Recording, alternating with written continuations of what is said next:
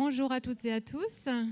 Alors, en tant que coordinatrice du Centre d'excellence pour les troubles du neurodéveloppement STRAS-ND, nous sommes vraiment ravis de vous accueillir aujourd'hui pour la première journée sur les troubles du neurodéveloppement à l'échelle du Grand Est. Je suis accompagnée par Amélie Piton, qui est responsable au sein de notre centre pour l'axe biologie-chimie, professeur Céline Clément, responsable de l'axe sciences humaines et sociales, et moi-même, responsable pour l'axe clinique. Et nous avons le grand plaisir d'abord d'accueillir Samir Eni, qui est le directeur des hôpitaux universitaires de Strasbourg et qui vous dira un mot d'accueil.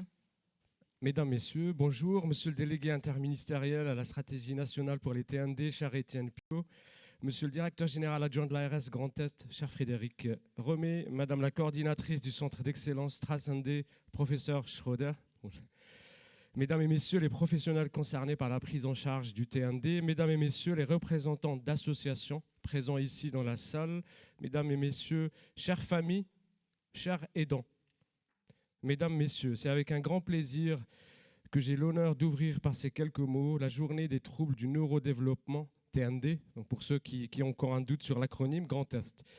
À l'invitation du professeur Carmen Schroeder, chef du service de psychiatrie de l'enfant et de l'adolescent aux hôpitaux universitaires de Strasbourg, que je remercie sincèrement de son invitation et d'avoir co-organisé ce congrès.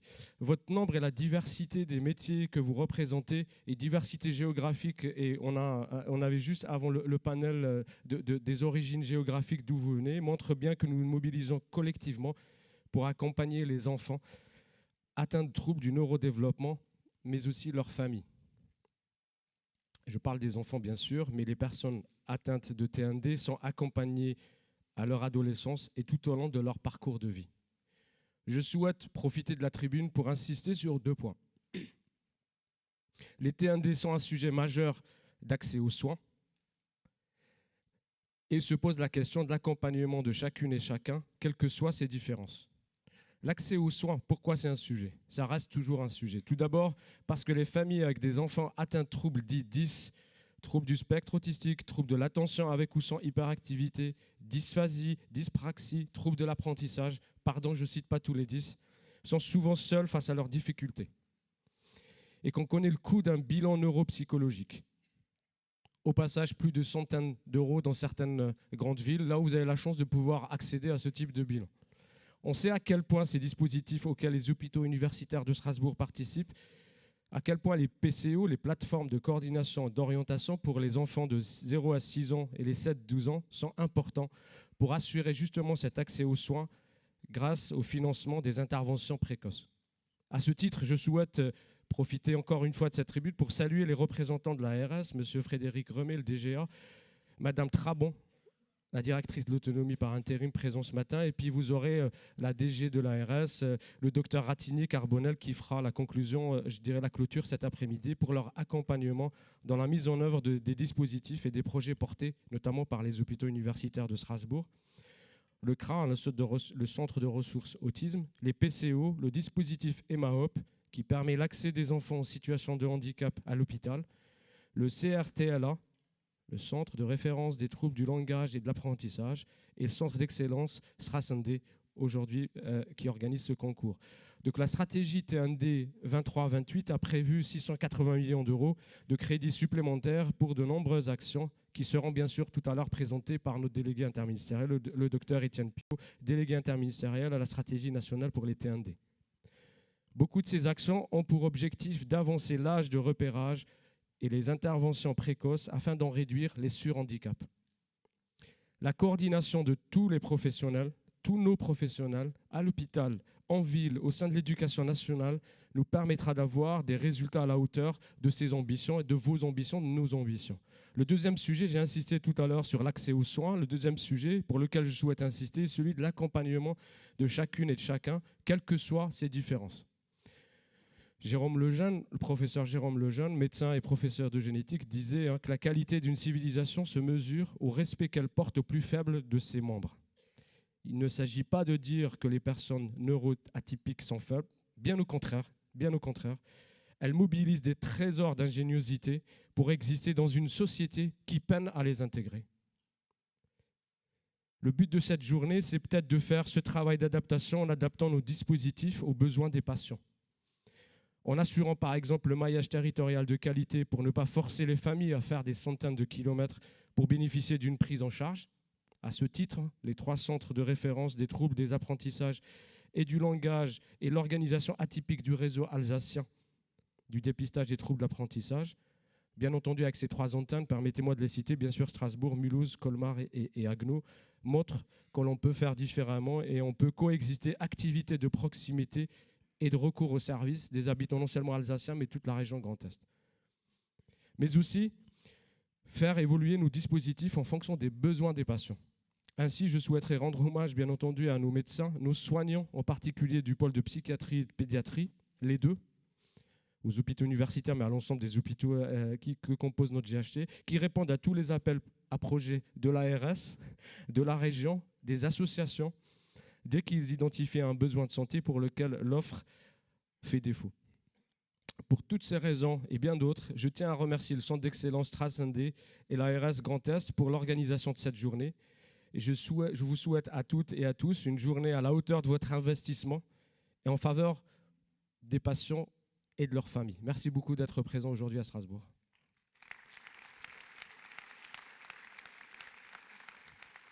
Merci. Merci beaucoup pour ces mots d'accueil. Alors, justement, de quoi est-ce qu'on parle aujourd'hui quand on parle des troubles du neurodéveloppement ? Donc, comme vous le savez probablement, c'est pour la première fois que la classification internationale des maladies, maintenant dans la 11e version, et le DSM-5 se sont réunis pour accorder les classifications. Parce qu'auparavant, c'était extrêmement difficile parce que la CIM-10 et les DSM dans ces versions antérieures n'étaient pas tout à fait alignés et ça posait beaucoup de problèmes, non seulement au niveau de la recherche, mais aussi quand on voulait échanger parmi les cliniciens. Donc, depuis la sortie des nouvelles classifications, là, vous trouvez l'ensemble des troubles du neurodéveloppement. Elle regroupe bien aujourd'hui les troubles du spectre de l'autisme, le TDAH, le trouble du développement intellectuel, les troubles spécifiques des apprentissages scolaires, donc nous avons déjà entendu dans l'introduction la dyslexie, dysorthographie, dyscalculie par exemple, le trouble développemental de la coordination et les troubles oraux du langage. La prévalence de ces troubles est extrêmement importante, donc elle concerne environ 12 à 15% de la population. Pourquoi on ne sait pas encore pourquoi ces données épidémiologiques ne sont pas si claires que ça?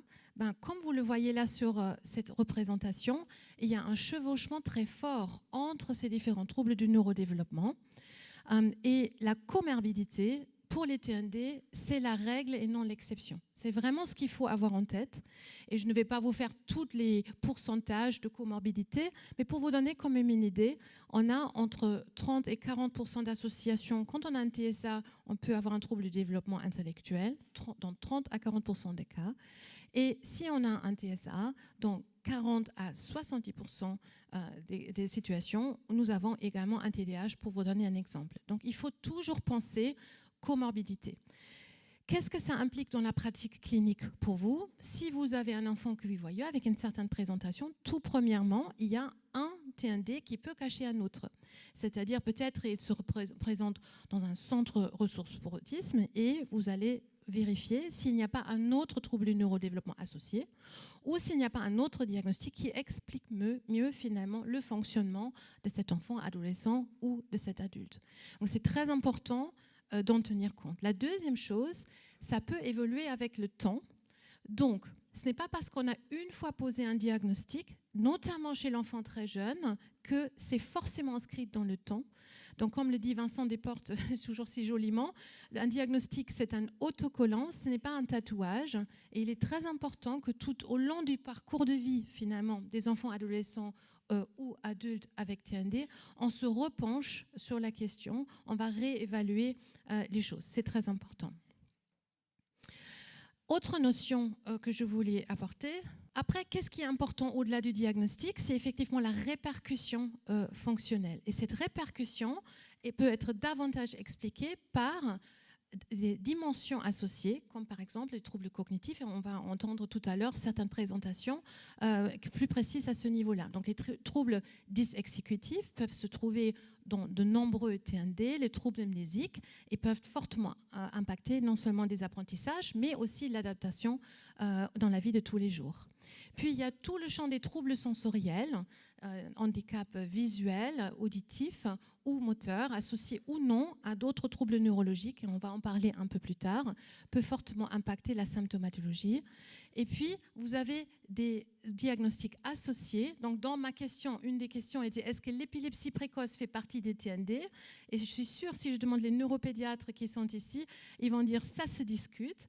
Alors, elle ne fait pas partie des classifications des troubles de neurodéveloppement, mais, alors, pas dans les ACIM de cette manière-là, mais par contre, c'est un diagnostic extrêmement fréquent et s'il est présent, il va fortement impacter, bien sûr, la symptomatologie et la vie quotidienne.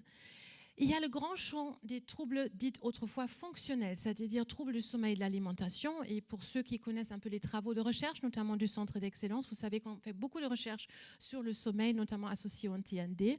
Ces troubles du sommeil sont par exemple extrêmement fréquents, 30 à 80%, et bien qu'ils font eux-mêmes ne pas partie des troubles du neurodéveloppement, c'est parfois ça qui crée un handicap particulier et un fort retentissement, non seulement pour la personne concernée, mais aussi pour la famille. Et donc, c'est très important d'en tenir compte. Et puis, dans le champ psychologique, psychiatrique, les comorbidités sont extrêmement fréquentes aussi, avec notamment des troubles anxieux, dépressifs ou encore des troubles obsessionnels compulsifs, par exemple. Puis, il y a le champ des troubles, réellement des troubles psychiatriques, qui émergent à l'adolescence et à l'âge adulte. Je vous rassure tout de suite, ils ne font pas partie des troubles du neurodéveloppement. Sauf que pour les personnes qui font de la recherche dans ce domaine-là, il y a des facteurs neurodéveloppementaux qui sont aujourd'hui bien connus. Et je vous les mentionne parce qu'il n'est pas dit que dans 5 ans, dans 10 ans, on a une autre vision de ce champ-là. Ça peut tout à fait évoluer. Et dans ce cas-là, ce sont des difficultés de la cognition sociale qui sont aussi impactantes au niveau de la vie quotidienne. Tout ça, finalement, qu'est-ce qui va être le plus important entre une vulnérabilité de la personne et l'environnement qu'il va rencontrer, qui va être plus ou moins, je dirais, adapté au fonctionnement de la personne. C'est ça qui, finalement, qui va créer des répercussions dans la vie de tous les jours et notamment l'adaptation au niveau de la vie quotidienne. Voilà, donc quand on parle de troubles de développement, c'est un peu ce background scientifique finalement que nous avons en tête. Et voilà, après, si vous avez des questions sur ça, effectivement, on peut les réaborder, mais c'est un peu pour poser des bases. À partir de quand est-ce qu'on parle d'un trouble de neurodéveloppement si on voit la toute petite enfance? Donc finalement, on observe une déviation, peut-être des trajectoires attendues, notamment au niveau des acquisitions psychomotrices. Donc il y a un doute à ce moment-là. Est-ce qu'il pourrait s'agir d'un trouble du neurodéveloppement? Ce qui est le plus important, et on va en reparler à plusieurs reprises aujourd'hui, c'est l'intervention précoce. Donc ce n'est pas le diagnostic qui conditionne bien sûr l'intervention précoce. À partir du moment où nous avons des symptômes qui permettent de repérer des difficultés développementales, il faut intervenir et voir si on peut amender la trajectoire, retrouver une trajectoire plus attendue, ou si effectivement on reste dans une déviation finalement sur la durée, et là on va poser le diagnostic de trouble du neurodéveloppement. Deux caveats, peut-être deux choses auxquelles il faut qu'on fasse attention. Donc parfois on trouve là où on cherche, c'est-à-dire si on ne cherche qu'un trouble spécifique et on utilise certains outils diagnostiques pour confirmer ce trouble, on n'a peut-être pas la vision globale sur les choses. Donc c'est pour ça qu'on vous a mis là un lampadaire à Strasbourg. Donc parfois on ne trouve que là où on cherche. Donc c'est très important qu'on n'a pas qu'un outil diagnostique à disposition, mais une boîte à outils qui fonctionne. Pour vous c'est évident, mais je tenais à le rappeler. C'est important qu'on utilise un ensemble des choses pour arriver à un diagnostic. Mais de quoi parle-t-on quand on parle de diagnostic? Là aussi, on va y revenir tout au long de la journée. Bien sûr, tout d'abord, ça va être de quoi est-ce qu'on parle. Je vais parler à partir de quand est-ce qu'on évoque les questions du trouble du neurodéveloppement. D'un diagnostic, en tout cas de mentionner que c'est un trouble du neurodéveloppement, c'est à partir du moment où, effectivement, il y a une déviation de la trajectoire neurodéveloppementale. Mais ensuite, il s'agit de préciser, donc on va préciser de quel trouble du neurodéveloppement il s'agit ou de quelle association de troubles du neurodéveloppement. Et là, vous avez un certain nombre d'outils diagnostiques à votre disposition. On parle alors de diagnostic catégoriel, c'est-à-dire, et ça c'est en général, il y a beaucoup d'entre vous ici qui travaillent dans les CAMS, dans les PCO par exemple, vous accompagnez tout à fait ce travail-là. Mais qu'est-ce qui va conditionner les interventions les plus adaptées? Ça va être pas tellement finalement le diagnostic catégoriel qui est important, mais ça va être les diagnostics fonctionnels, c'est-à-dire d'avoir une bonne idée très précise où est-ce qu'on est l'enfant dans son développement, sur plein de dimensions qu'on va analyser. Et c'est ça, là, il y a tous les différents intervenants qui vont contribuer pour cette évaluation qui doit être multidimensionnelle. Et à partir de là, on va développer des prises en charge vraiment ciblées. En parallèle, bien sûr, on va aussi essayer de comprendre pourquoi, c'est-à-dire par des bilans étiologiques. Quelle est la cause finalement de ces difficultés ou des troubles du neurodéveloppement? Parfois, c'est déjà connu tout au début. Par exemple, si on peut détecter une anomalie génétique peu après la naissance, on sait, on connaît le pourquoi. Mais parfois, c'est quelque chose qui peut se préciser beaucoup plus tard. Et notamment les collègues généticiens qui parlent tout à l'heure des analyses génétiques qu'on doit parfois refaire dans le temps. Et on peut tout à fait avoir une situation où une analyse à l'âge de 3-4 ans n'apporte rien. Et finalement, parce que la recherche avance aussi, 2-3 ans après, on peut obtenir un diagnostic génétique. Donc ça aussi, c'est à re-questionner régulièrement cette question du pourquoi. Et finalement, et je terminerai mon introduction avec ça, c'est tout le monde est concerné par les troubles du neurodéveloppement. Vous tous ici présents, j'espère qu'on n'a oublié personne, mais c'est vraiment quelque chose qui nous tient, je pense, à cœur à nous tous. Voilà, merci beaucoup. Et je vais passer la parole maintenant à l'ARS et à M. Frédéric May, qui est le directeur général adjoint de l'ARS. Monsieur le délégué interministériel à la stratégie nationale pour les troubles du neurodéveloppement, monsieur le directeur général des hôpitaux universitaires de Strasbourg, madame la coordinatrice principale, mesdames les coordinatrices, mesdames et messieurs les cliniciens, chercheurs du centre d'excellence STRAS-ND, mesdames, messieurs, je suis très heureux d'être parmi vous aujourd'hui.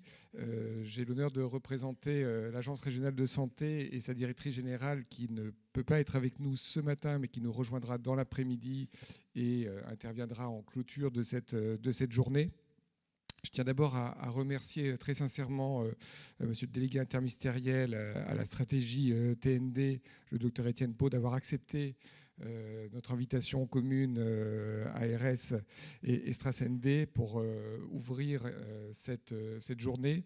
C'est une façon de saluer le travail qui est fait dans la région avec la contribution de toutes et tous présents dans la salle. Et je tiens très sincèrement à vous remercier pour votre engagement au quotidien sur cette problématique. C'est aussi une façon, cette journée, à la fois d'échanger, de partager des bonnes pratiques et de rendre hommage à votre travail.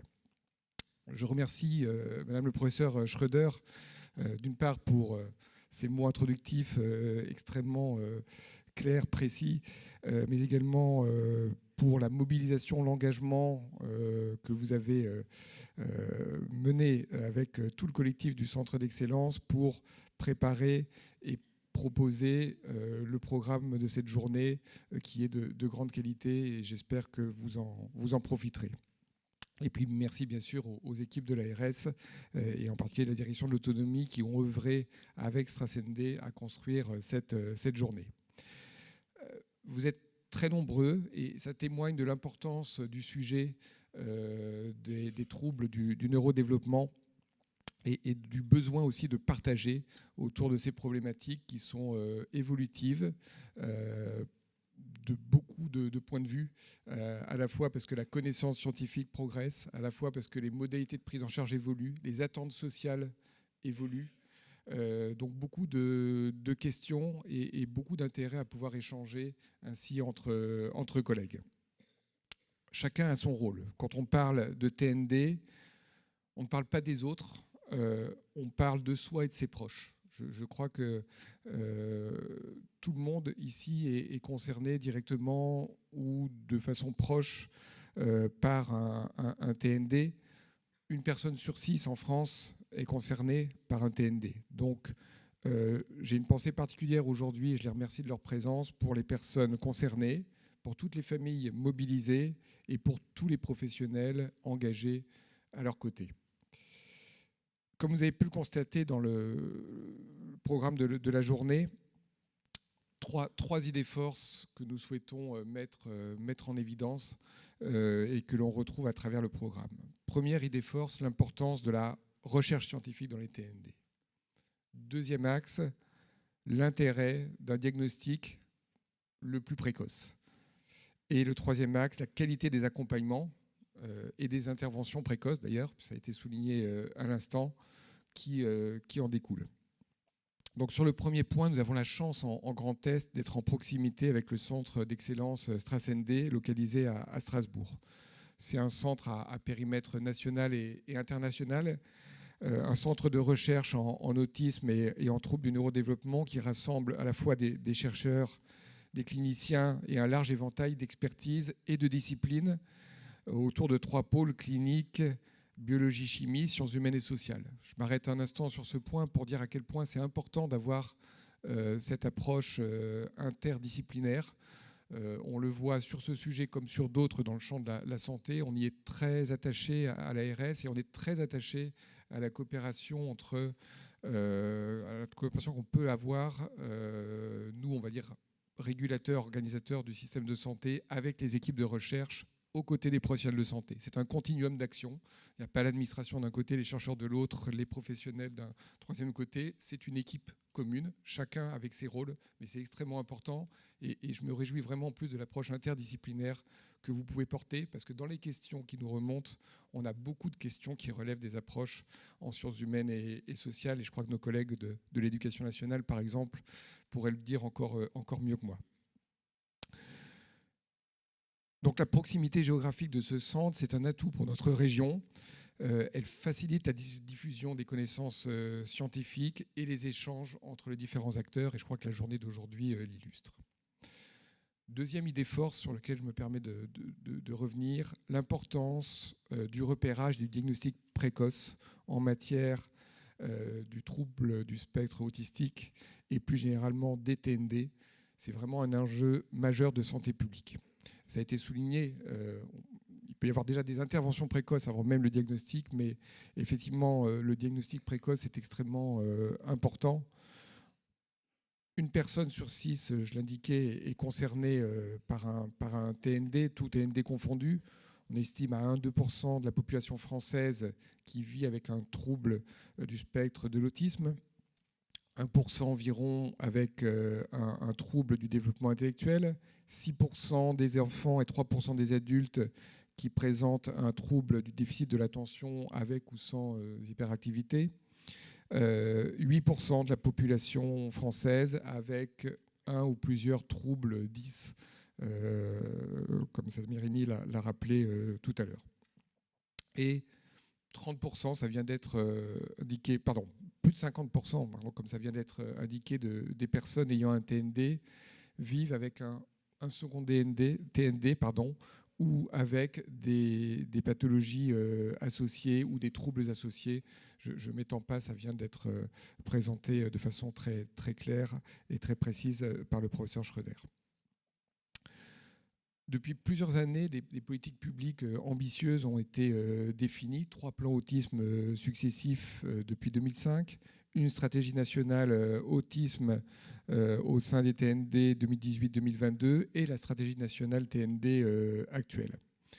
En Grand Est, l'ARS s'emploie à décliner de façon volontariste les engagements de cette stratégie nationale TND, notamment sur ce sujet du repérage et du diagnostic précoce. Notre schéma régional de santé, qui est un peu le document cadre co-construit avec l'ensemble des acteurs, intègre ces enjeux pour permettre, dans une logique d'autodétermination, à chaque personne concernée de bénéficier de ces diagnostics précoces et de pouvoir ensuite bénéficier de parcours de vie choisis. Troisième point sur lequel je me permets d'insister, c'est sur les accompagnements. Au-delà des chiffres que je viens de citer, qui démontrent les enjeux en termes de santé publique, les personnes, les familles le disent quand on les écoute, pour prendre des bonnes décisions, pour avancer, il faut savoir. Et vous témoignez, personnes concernées, familles, entourage, du grand nombre vous témoignez en grand nombre, du fait que le parcours demeure difficile et le diagnostic trop tardif. Je vais regarder le verre à moitié plein. On partait de très loin et il y a des progrès absolument majeurs qui ont été obtenus ces dernières années grâce à la mobilisation de tous. Et donc, je vraiment voulais profiter de cette tribune pour vous dire merci à toutes et tous, professionnels engagés au quotidien sur ces sujets. Mais on a encore un long chemin à parcourir ensemble.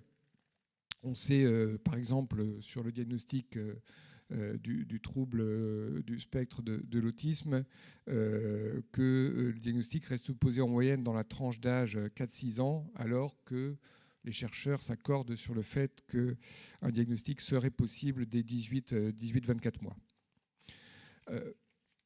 Le diagnostic tardif participe aux grandes dames des familles et des professionnels à ce que certaines interventions soient retardées, voire inadaptées, avec toutes les conséquences que cela peut avoir.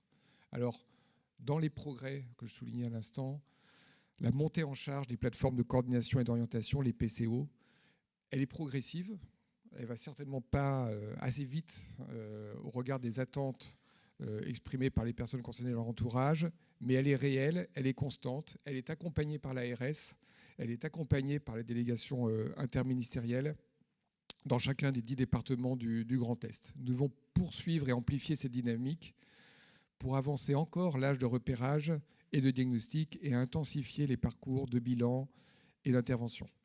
Avec aussi cette stratégie, et je fais écho aux propos de Samir Reni tout à l'heure, j'y suis très sensible, cette stratégie de maillage territorial qui est absolument essentielle. Je ne fais pas un dessin, vous savez que la région Grand Est, une grande région avec 10 départements, des territoires très variés, et on doit pouvoir apporter des réponses en proximité avec le maillage et l'action des PCO. Sur la mise en œuvre des parcours, un dernier point, la nécessaire, mais qui n'est pas le moindre, la nécessaire application des recommandations de bonnes pratiques professionnelles publiées par la Haute Autorité de Santé, qui ne sont pas encore suffisamment connues. Et on sait que les interventions précoces, qui ont été soulignées tout à l'heure, et selon les bonnes pratiques, dès la suspicion d'un TND, sont majeures afin de répondre au mieux aux besoins spécifiques, d'offrir des accompagnements de qualité et de limiter les risques de surhandicap. Là-dessus, notre action à l'Agence régionale de santé est de pouvoir accompagner les professionnels et structures qui composent l'ensemble des 3 lignes d'intervention, je reviens sur le maillage, afin d'une part de concentrer les énergies sur l'intensification du repérage et du diagnostic, de permettre à chacun de verser ses compétences en parfaite articulation avec le collègue voisin au service du parcours. Cette coopération interprofessionnelle, elle est absolument décisive. Encore une fois, parce qu'il y a complémentarité des compétences. Et puis, je ne vous fais pas un dessin. Dans le contexte de démographie des professionnels de santé qu'on connaît, et dans le Grand Est, on est peut-être encore plus concerné qu'ailleurs. Nous n'avons pas le choix que de travailler en équipe. Donc, c'est une dimension extrêmement importante. Et puis, dernier point, permettre aux personnes et leurs familles d'accéder aux pratiques professionnelles scientifiquement éprouvées. C'est un sujet qui se pose sur cette question des TND comme il se pose sur d'autres pathologies ou problématiques de santé publique, l'accès à l'innovation, l'accès aux meilleures pratiques en tout point du territoire. Voilà. C'est là qu'on a besoin de ce maillage avec les centres d'expertise de recours qui puissent diffuser au plus proche et de permettre à chacun en tout point du territoire d'avoir la réponse qui convient. La réponse sera en proximité ou un peu plus loin en fonction de la spécialité. Encore une fois, il faut concentrer les énergies là où le faut. On ne peut pas tout faire en proximité. Ce ne serait pas honnête et pas adéquat. Par contre, il faut tout faire pour que chacun, en tout point du territoire, puisse avoir accès aux meilleures pratiques. Donc cette exigence de monter en compétence des professionnels, c'est notre boussole pour que la qualité de diagnostic des interventions et des accompagnements soit garantie pour tous, partout. Et je n'oublie pas à cet égard le rôle majeur des centres de ressources autisme, les CRA, dans le repérage des adultes non diagnostiqués, pris en charge parfois par la psychiatrie hospitalière ou accompagnés dans des établissements médico-sociaux non spécialisés. C'est un chantier, j'oserais dire titanesque, en tout cas emblématique, très attendu par les familles à juste titre, qui interroge les pratiques et les organisations. Ça suppose de remettre en cause beaucoup de choses. C'est pas simple comme travail, mais merci à celles et ceux d'entre vous qui participent à ce chantier, qui se mobilisent sur le sujet et en particulier aux 3 CRA du Grand Est. Je laisserai notre directrice de l'autonomie, Marielle Traban, détailler les actions de l'ARS sur ces différents volets. Je redis encore une fois l'importance du diagnostic comme étape clé dans le parcours des personnes concernées pour la construction des accompagnements adaptés.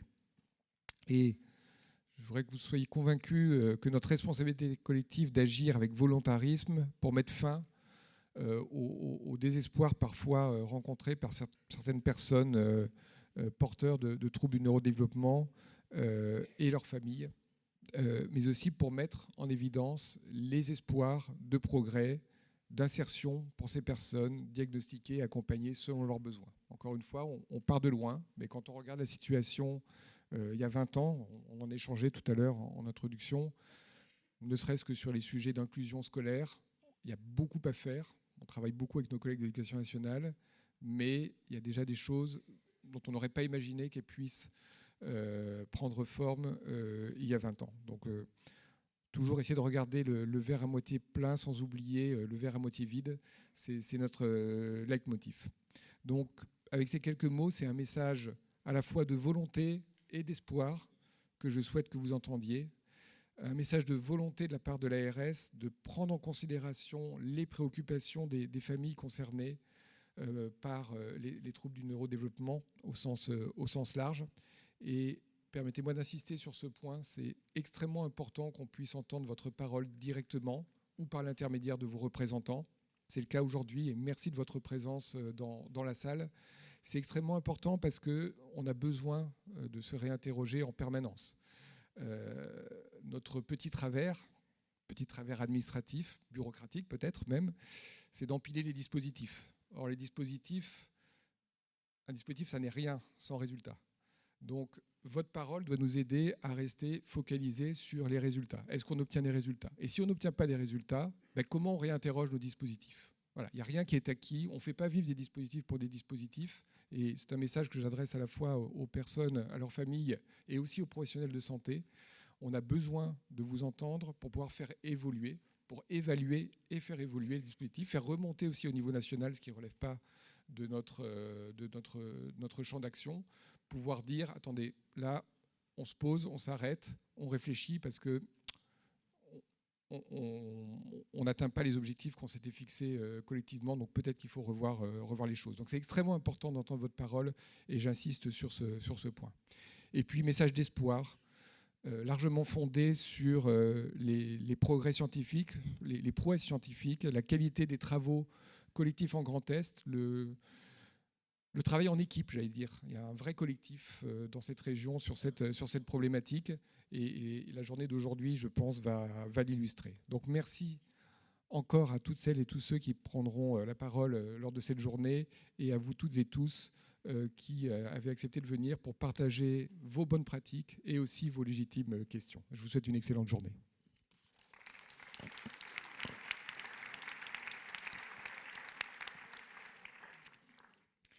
Merci beaucoup, Monsieur Remet. Je vais passer la parole à notre délégué interministériel à la stratégie nationale pour l'autisme, le Dr Étienne Pau, qui va donc expliciter cette nouvelle stratégie. En attendant, scannez le QR code pour tous ceux qui n'ont pas pu le faire encore tout à l'heure. Et vous avez la possibilité de poser toutes les questions que vous avez sur cette plateforme de WOOC-Lab tout au long de la journée. Et on va régulièrement revenir sur ces questions. Merci.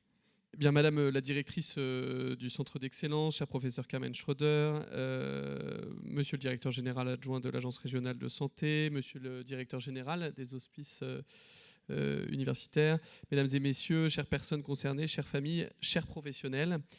Et je vais m'arrêter, si vous le voulez bien, sur les professionnels pour me rendre compte un petit peu de l'Assemblée qui est présente aujourd'hui. Alors, je ne vais pas utiliser WOOC-Lab, je vais plutôt faire ça à main levée, c'est-à-dire que qui sont les personnes qui sont psychomotriciens ou psychomotriciennes dans cette salle ? D'accord. Des ergots. Ok. Orthophoniste. Très bien. EduxP. Ah, vous êtes venu en force là, EduxP, très bien. Moniteur éducateur. Ok. AES, accompagnateurs éducatifs et sociaux, ou anciennement AMP. Ouais, super. Médecin, alors je m'excuse auprès de mes chers collègues, je ne vais pas faire le détail de toutes les spécialités, hein. C'est médecin au sens large. Très bien. Aide-soignant, infirmier, psychologue. Ah, vous avez eu peur, hein? Bon. Très bien, je suis très honoré d'être parmi vous aujourd'hui. Ah, pardon, les enseignants, excusez-moi. Alors, excusez-moi, vu que je n'ai pas été chargé des invitations pour ce colloque, je suis ravi de voir que les enseignants pouvaient tous être présents pour cette journée. Donc, je pose la question, qui sont les enseignants dans cette salle? Et alors, je vais aller au-delà. Est-ce qu'il y a des AESH? Super, merci beaucoup à vous pour cette implication.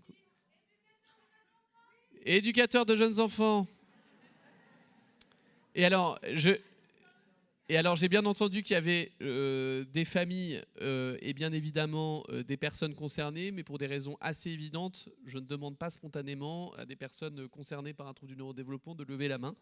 Donc rassurez-vous, j'ai bien conscience qu'il y a aussi des personnes concernées, des familles, des associations de familles à qui l'on doit beaucoup pour cette stratégie nationale. Pour toutes les catégories professionnelles que j'ai oubliées, mes services sont accessibles pour se plaindre directement.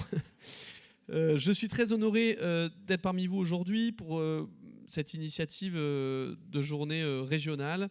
Vous le savez qu'on a 5 centres d'excellence, bientôt 6, avec un appel à projet qui va ouvrir et avec des candidats qui seront bien sûr des villes qui ne sont pas encore concernées par un trouble du neurodéveloppement. Vous savez qu'on a Strasbourg, mais on a aussi Montpellier, Tours, Lyon et Paris qui ont des centres d'excellence qui visent à faire la promotion de la qualité dans les troubles du neurodéveloppement, que ce soit pour l'autisme, les troubles 10, le TDAH, le trouble du développement intellectuel.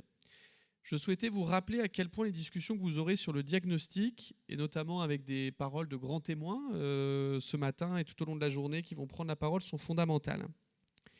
Je suis interpellé au travers de centaines de courriers que je reçois depuis ma prise de fonction sur la qualité des diagnostics dans notre pays. Force est de constater que la situation elle s'est améliorée grâce à vous tous, les professionnels investis dans le champ du diagnostic, grâce aussi au développement des PCO, ça a été mentionné, pour les enfants de 0 à 6 ans, mais aussi les enfants de 7 à 12 ans et aussi les centres de ressources autisme. Cependant, il y a une réalité qu'il ne faut pas nier, c'est que les temps d'attente sur ces structures diagnostiques continuent à être extrêmement importants, difficilement tolérables pour les personnes concernées et les familles, et ont justifié une réflexion entre l'ensemble des professionnels de ces différentes structures pour voir comment on peut accélérer, gagner du temps. L'objectif, ce n'est pas d'atteindre des niveaux d'efficience avec des considérations économiques, parce que ce n'est pas mon rôle, mais c'est de répondre à la demande. Car je le redis ici, ce n'est pas en augmentant le nombre de professionnels ou même en rajoutant des financements uniquement que nous pourrons répondre à ces problématiques. Tout d'abord parce que trouver des professionnels formés sur la question du diagnostic dans le champ des troubles du neurodéveloppement, c'est de plus en plus compliqué et qu'au bout d'un moment, on atteint, on va dire, pas un niveau maximal, mais il va falloir augmenter nos capacités de formation et c'est notamment un des sujets, par exemple, concernant les orthophonistes. Mais de façon plus large, il faut qu'on se pose des questions sur les outils diagnostiques que l'on utilise et aussi sur l'élargissement des professionnels qui peuvent concourir aux évaluations diagnostiques. Le volume de personnes en attente d'un diagnostic, et plus exactement d'un rattrapage diagnostique, car c'est aussi ça le sujet dans notre pays, est tellement important qu'il nous impose cette réflexion. Est-ce que l'ADOS-ADI, qui est une échelle que vous connaissez, doit rester le gold standard absolu, ou est-ce qu'il faut qu'on soit en capacité, dans des équipes très bien formées, de pouvoir utiliser des outils diagnostiques plus rapides et qui permettent d'écarter notamment des diagnostics simples? Je sais que certains le font déjà, mais pas tous. Faut-il au contraire rester sur ces outils diagnostiques, s'assurer qu'ils soient utilisés par des professionnels qui savent les utiliser dans un écosystème qui prend en compte aussi le contexte social, environnemental? Car ces tests, je le rappelle, quelle que soit leur importance, ils ne sont pas sensibles et spécifiques à 100%. Il faut toujours qu'on le garde en tête, c'est-à-dire cette marge d'erreur et cette capacité que l'on a à se remettre en question en permanence sur bien sûr les diagnostics que l'on pose, mais aussi sur les pratiques que l'on avait hier qui sont peut-être un peu moins validées aujourd'hui. Et c'est tout l'intérêt d'une réflexion pluridisciplinaire. C'est la raison pour laquelle j'ai demandé à l'assurance maladie d'étudier la possibilité de mettre en place un forfait de réunion de concertation pluridisciplinaire dans les PCO pour que l'ensemble des professionnels libéraux qui interviennent auprès des PCO puissent être valorisés sur ces temps de réflexion pluridisciplinaire. La possibilité de mise en place d'un tel forfait elle vient se rajouter à une autre opportunité qui est la mise en place d'un forfait sur la guidance parentale qui, lui, j'espère, verra le jour courant 2025-2026 et qui permettra d'accompagner les familles autrement, bien sûr, au travers de la guidance parentale et au travers de méthodes validées.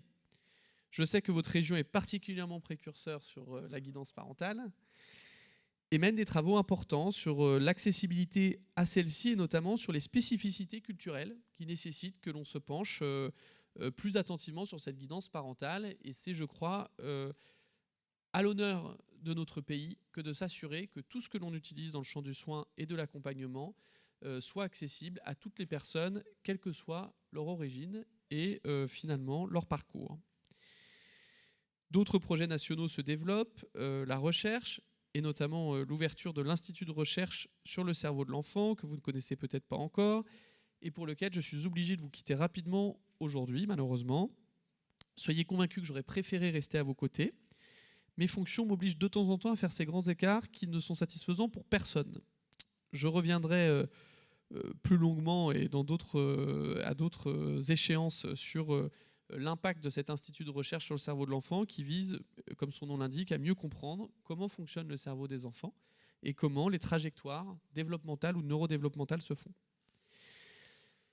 Les différents projets de recherche que vous menez, et notamment avec une préoccupation constante du Centre d'excellence de Strasbourg sur les considérations autour des sciences humaines et sociales, sont fondamentales, et aussi l'intérêt que vous portez à la recherche participative qui, je crois, sera abordée aujourd'hui, que l'on porte aussi dans le cadre d'un groupement d'intérêt scientifique. Alors ça fait beaucoup d'acronymes à chaque fois, j'en conviens, mais en gros on a un groupement d'intérêt scientifique pour les troubles du neurodéveloppement au niveau national qui fait la promotion de cette recherche participative au travers d'un groupe dédié qui s'appelle le GRAPS, encore un autre acronyme. Mais je crois que c'est fondamental de discuter de cette recherche participative. Et je voulais vous partager ici des points importants à mes yeux. Elle doit être honnête, elle doit être sincère. Autrement dit, il ne s'agit pas de faire un habillage cosmétique visant à dire qu'on aurait associé les personnes concernées sur des projets de recherche. Il faut que ça soit opérant, il faut que ça soit utile et il faut que les personnes concernées qui participent à ces projets de recherche puissent aussi bénéficier d'une formation qui les aide à toujours mieux intégrer les considérations autour de la recherche. Et il faut aussi que nous puissions garantir une diversification autant que possible des profils accueillis dans le cadre de la recherche participative, et notamment des profils de personnes concernées ou de familles. Je vous le dis d'autant plus tranquillement que cet enjeu de la représentativité, c'est aussi ce que je vis dans l'animation de cette politique publique sur les troubles du neurodéveloppement. J'ai par exemple plus de difficultés à avoir de jeunes parents d'enfants avec troubles du neurodéveloppement qui peuvent concourir à nos travaux pour des raisons assez évidentes. Quand on est jeune parent, déjà on est dans le dur, alors quand on est jeune parent d'enfants avec des troubles du neurodéveloppement, on a des difficultés qui se surajoutent et donc on n'a sans doute pas beaucoup de temps pour parler avec le délégué interministériel, ce que je comprends parfaitement. C'est bien l'enjeu donc de la représentativité et je suis convaincu de l'attention que vous porterez à ces sujets. Il ne s'agit pas de promettre à des personnes que nous allons bien faire un projet de recherche sur tel ou tel sujet, alors même qu'on sait que l'agenda pourrait être un peu plus long. Il s'agit de dire les choses avec franchise en respectant le souhait des personnes concernées que cette recherche puisse découler sur des impacts concrets avec des points de sortie concrets. Pour autant, nous devons aussi assumer que la recherche ne peut pas toujours conduire à des points de sortie immédiats ou à court terme. C'est bien tous ces sujets que vous discuterez aujourd'hui. Pour finir, je souhaitais vous le dire, les TND rassemblent aussi d'autres troubles que ceux que j'ai cités. C'est toute la difficulté d'une stratégie nationale qui est quand même assez contingentée, parce qu'à chaque fois je répète autisme, trouble 10, TDAH, trouble du développement intellectuel.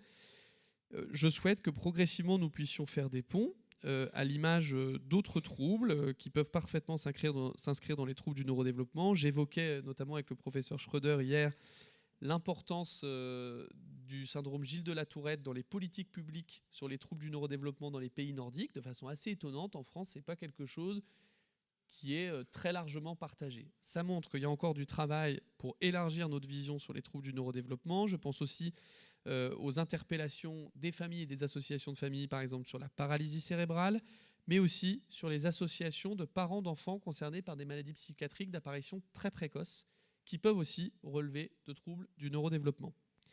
Vous l'avez compris, je souhaite que nous puissions faire des ponts avec différentes thématiques, et donc aussi la thématique de la santé mentale, et j'ai besoin de vous.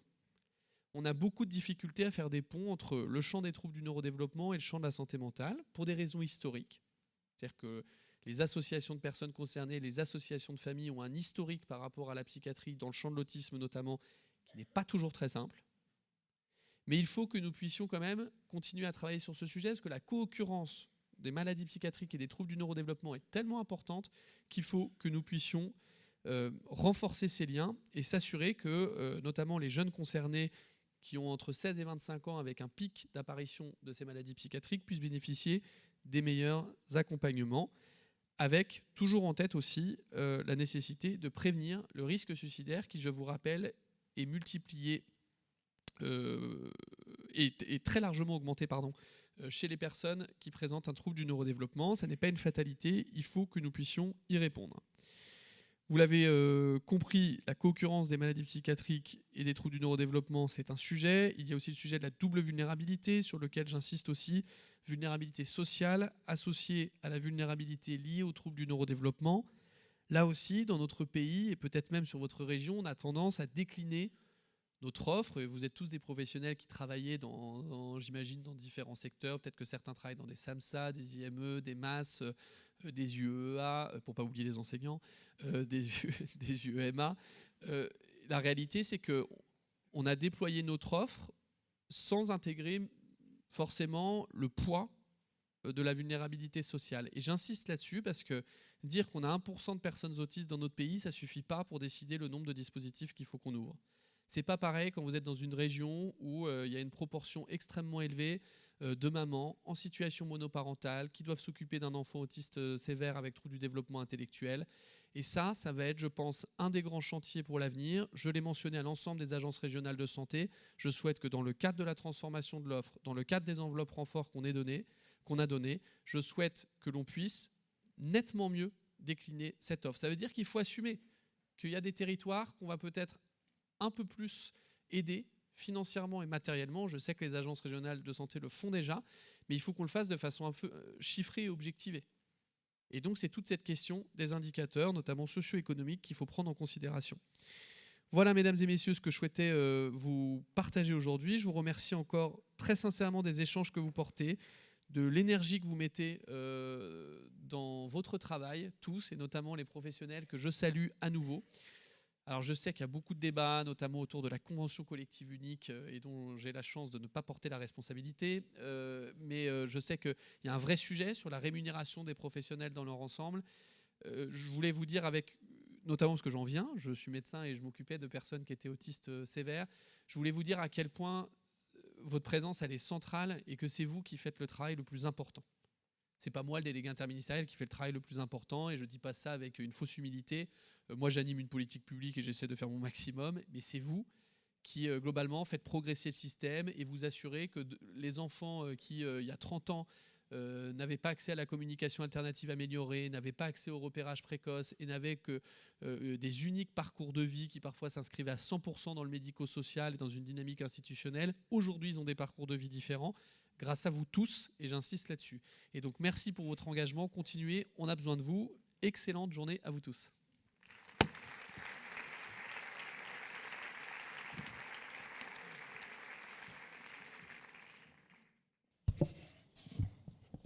Bonjour à tous. Donc, ma présentation vise à vous partager, donc on zoome un peu plus, la façon dont l'offre diagnostique est structurée et est organisée en Grand Est.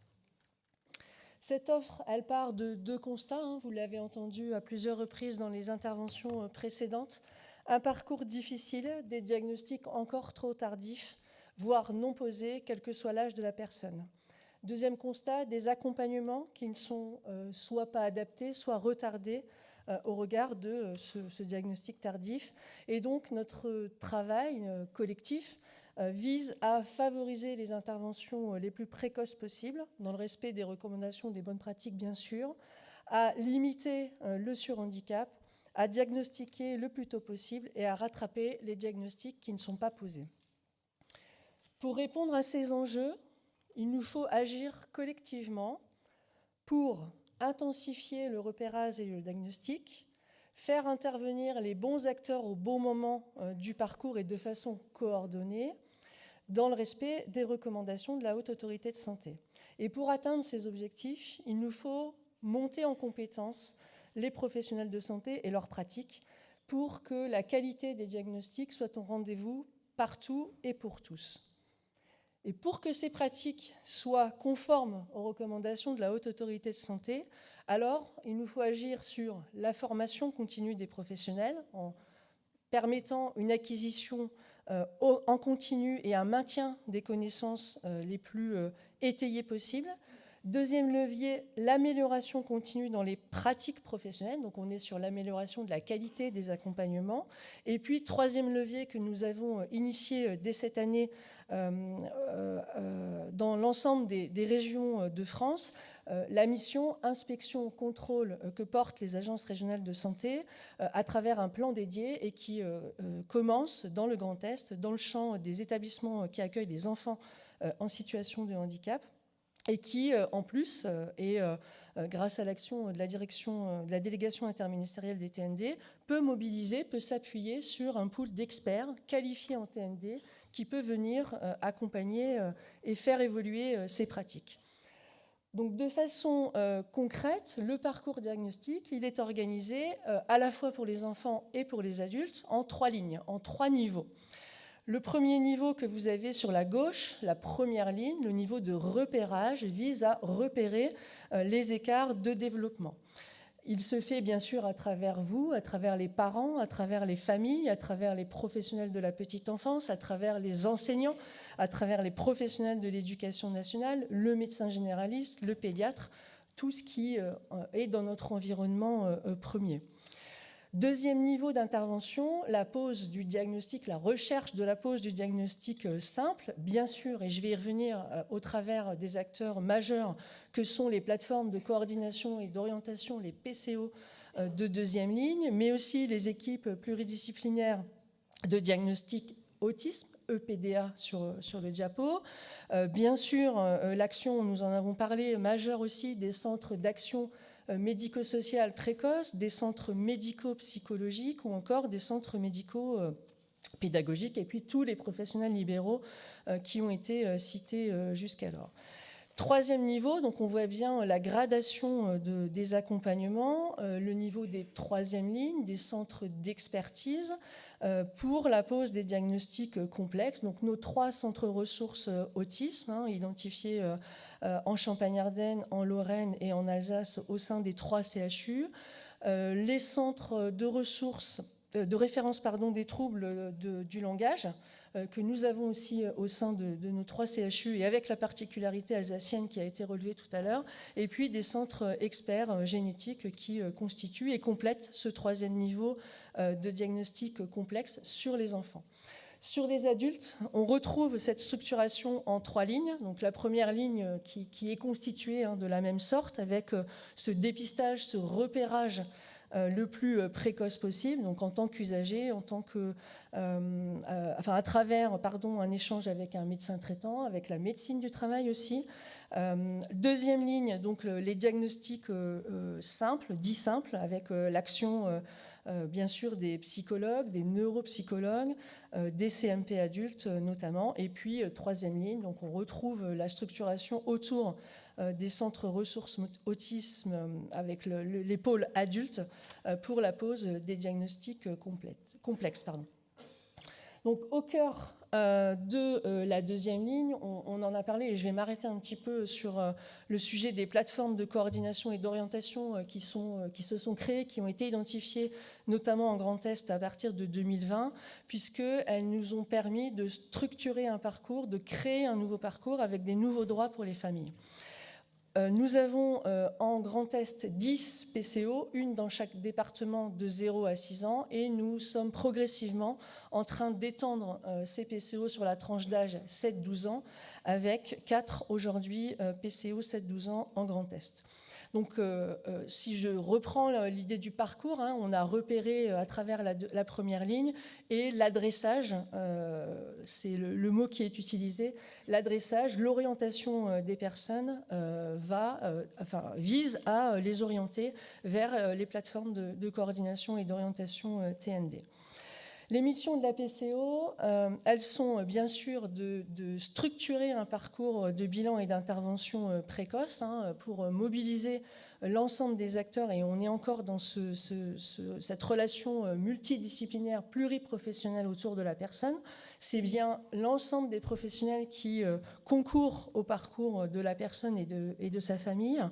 Elles ont une mission d'orientation, d'accompagnement, d'aide de la famille, des parents, si on est avec un enfant, de l'adulte, vers des professionnels qui sont identifiés, formés et aguerris aux recommandations de la Haute Autorité de Santé. Et bien sûr, il y a ce travail, dans le mot PCO, il y a coordination, donc il y a ce travail de coordination, d'articulation des réponses autour de la personne.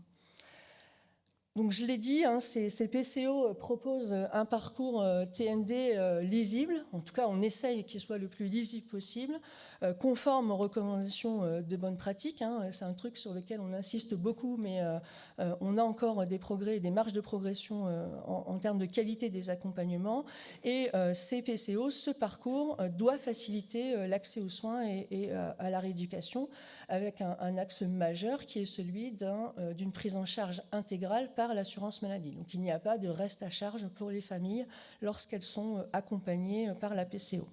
Donc je l'ai dit, en Grand Est, une par département, et ça a été dit tout à l'heure, on a une activité qui croît avec depuis, à la fin de cette année, de l'année 2024, nous avions plus de 8200 enfants qui avaient pu être repérés grâce au travail des professionnels des PCO.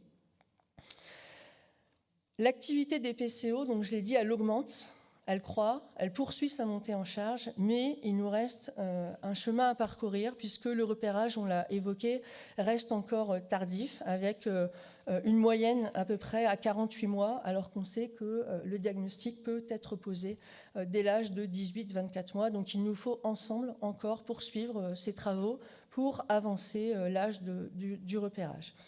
Un tiers des sorties des parcours des PCO-TND restent parfois encore sans diagnostic. On l'a vu, le professeur Schroeder l'a dit, c'est pas non plus si évident de poser un diagnostic, c'est pas binaire, donc c'est des travaux au long cours, et où ce tiers avec un diagnostic qui parfois reste un diagnostic TND posé mais sans précision. J'y reviens pas, la qualité des parcours, c'est un enjeu majeur, et je l'ai dit tout à l'heure, nous avons 4 PCO 7-12 ans dans les départements, et nous poursuivrons en 2025 le maillage territorial sur les autres départements.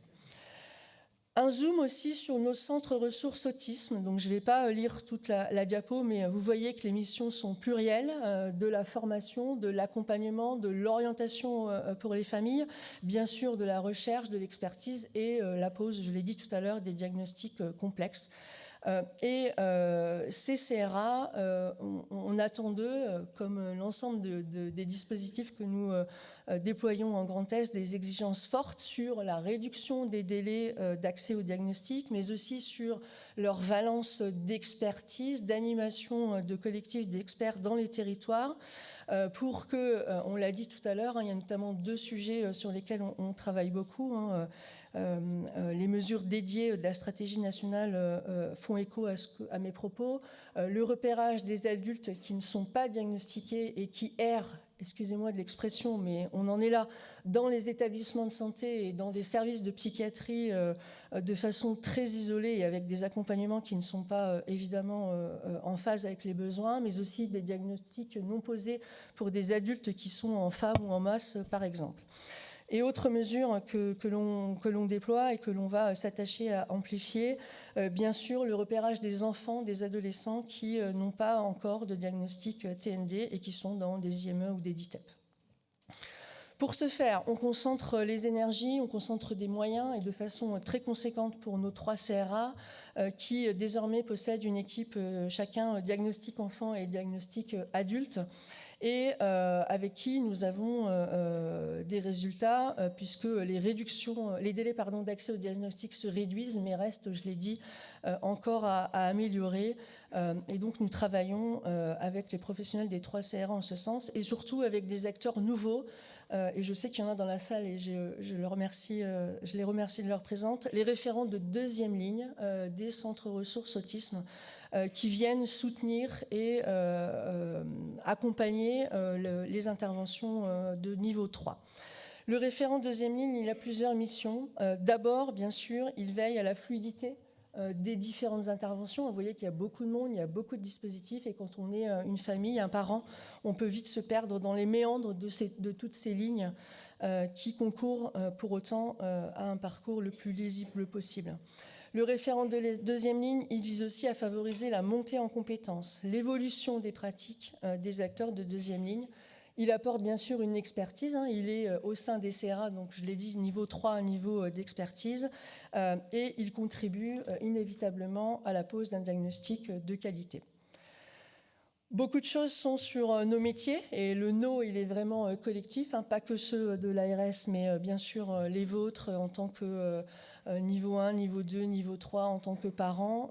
On est tous ensemble mobilisés vers ces grands chantiers que nous portons et que nous amplifierons dans les prochains mois, les prochaines années, avec bien sûr, et c'est un chantier qui nous attend et qu'on travaillera inévitablement avec les professionnels alsaciens, la structuration d'une filière TDAH avec la labellisation de centres ressources régionaux, une coordination, et on en reparlera dans pas très longtemps, autour des centres ressources et notamment les centres de référence des troubles du langage et des apprentissages, tout ce qui concourt à améliorer la sensibilisation, la formation des professionnels. Vous l'avez compris, j'ai lourdement insisté sur ce sujet, mais c'est majeur.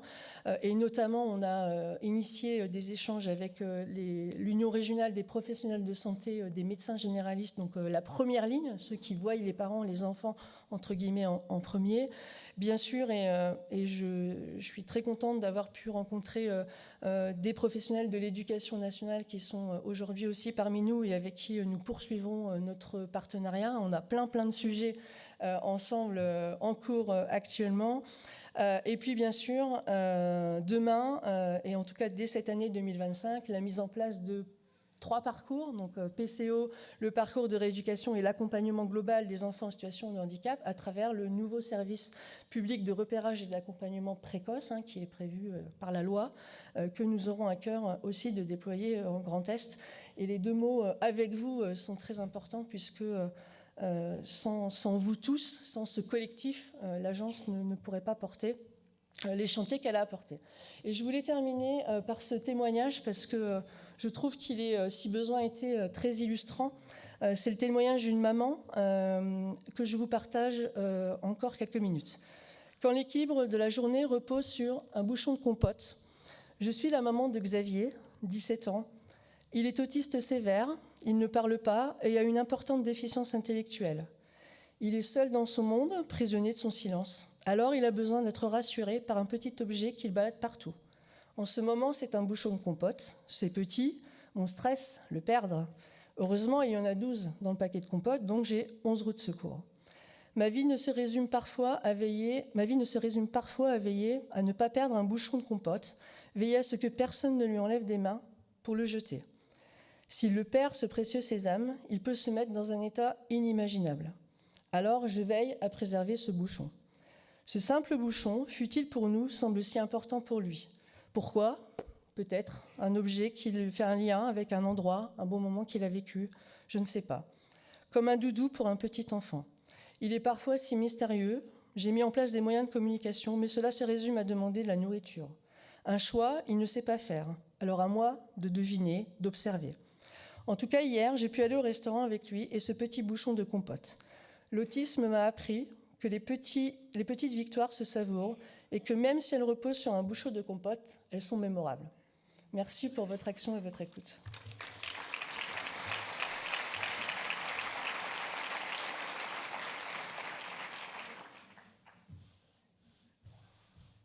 Merci beaucoup. On a eu quelques questions sur le chat. Alors, on ne pourra pas toutes les poser ce matin, mais il y en a plusieurs qui concernent la reconnaissance de l'activité des éducateurs spécialisés en libéral, des psychomotriciens et des orthoptistes. Pardon, voilà. Et aussi la valorisation de l'activité des psychologues, mais particulièrement les UXP, les psychomotriciens et les orthoptistes.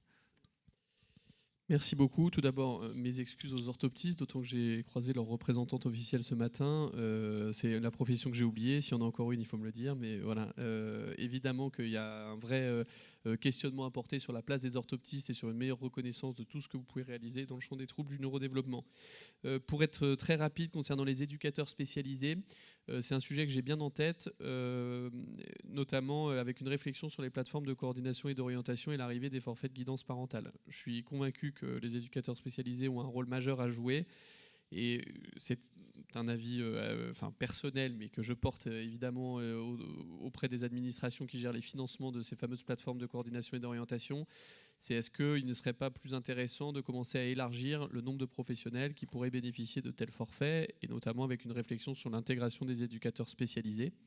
Alors, je ne suis pas le seul à décider sur ce sujet-là, hein. Il y a aussi l'assurance maladie, mais en tout cas, je l'ai évoqué. C'est-à-dire que moi, c'est ma position. Je considère que les éducateurs spécialisés, et en plus, je sais qu'un certain nombre d'entre eux interviennent de façon plus libérale, ou en tout cas avec un statut d'auto-entrepreneur qui n'est pas en plus toujours très simple à gérer, je crois. Il va falloir qu'on arrive à intégrer beaucoup mieux ces professions qui sont centrales. Donc sachez que, en tout cas, un premier pas, c'est aussi de réfléchir à comment on pourrait déjà intégrer des éducateurs spécialisés dans le fonctionnement des PCO. Et donc ça, c'est en cours de discussion.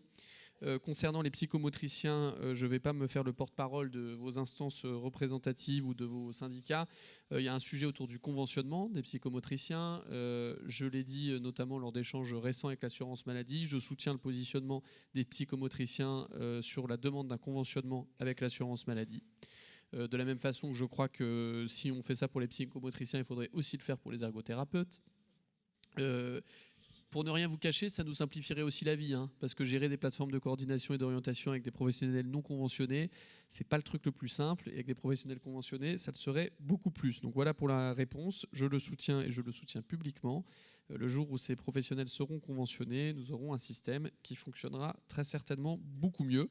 Mais ça nécessite, vous l'imaginez quand même, des discussions, y compris tarifaires, qui ne concernent que les principaux concernés et l'assurance maladie. Concernant un dernier point sur l'adressage vers les plateformes de coordination et d'orientation, dans le cadre de ce qui vous a été décrit sur le service public de repérage précoce. Je vais essayer de résumer un peu plus, c'est que notre offre diagnostique dans notre pays, quand même, elle n'est pas claire. C'est-à-dire qu'on a officiellement la ligne 1, c'est les médecins généralistes qui normalement devraient poser des diagnostics simples de troubles du neurodéveloppement. Ça n'est pas faire insulte à mes collègues médecins généralistes, mais la plupart du temps, en fait, ils ne posent pas ces diagnostics parce qu'ils n'ont pas le temps. Mais par contre, ils repèrent et ils orientent vers des PCO. La question que j'ai posée à plusieurs reprises à l'ensemble des plateformes de coordination et d'orientation, c'est est-ce que c'est bien de continuer à considérer que seuls les médecins généralistes peuvent orienter vers les PCO ? D'autant que les PCO ne sont pas des structures qui posent des diagnostics. Certaines en font, mais c'est quand même des structures qui coordonnent et qui orientent.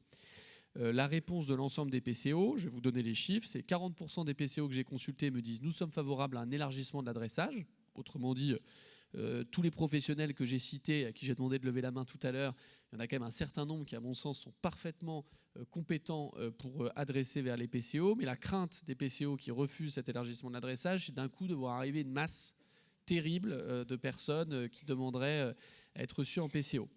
Encore une fois, je pense que la meilleure façon de lutter contre ça, tout en assurant l'élargissement de l'adressage, c'est la réflexion pluridisciplinaire. Et de la même façon, je pense que c'est difficile d'être dans un système où les enseignants ne peuvent pas aussi participer à l'orientation vers les PCO.